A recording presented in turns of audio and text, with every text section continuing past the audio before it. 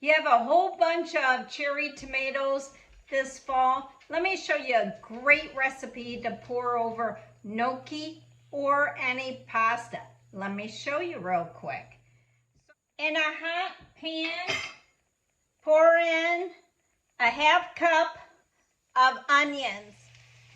Always salt the onions to make them sweat. And as they're almost ready, 3 cloves of garlic and 2 cups of tomatoes. While the star is the cherry tomatoes. This is only a 10 or 15 minute dish. Now, to add a punch against that tanginess of the cherry tomatoes, you want to use basil, hopefully fresh.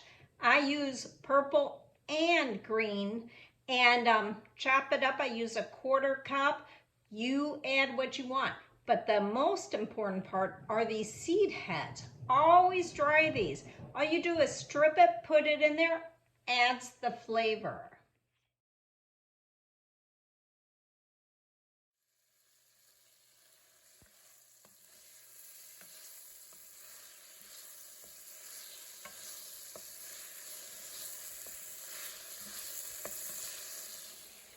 Then you just serve on top of toasted gnocchi. This is from Trader Joe's.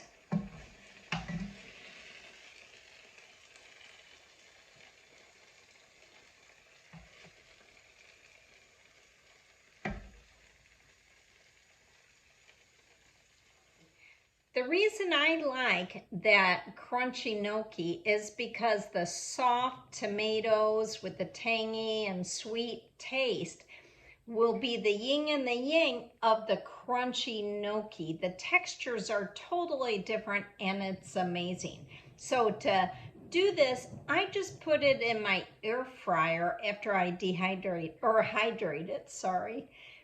And it's amazing, and salted a little bit so it's got some flavor going on.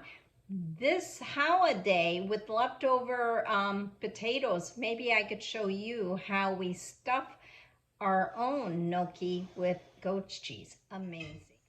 This is basically just a stir fry of tomatoes with a tangy taste, and it's done in 10-15 minutes, and it looks so gourmet.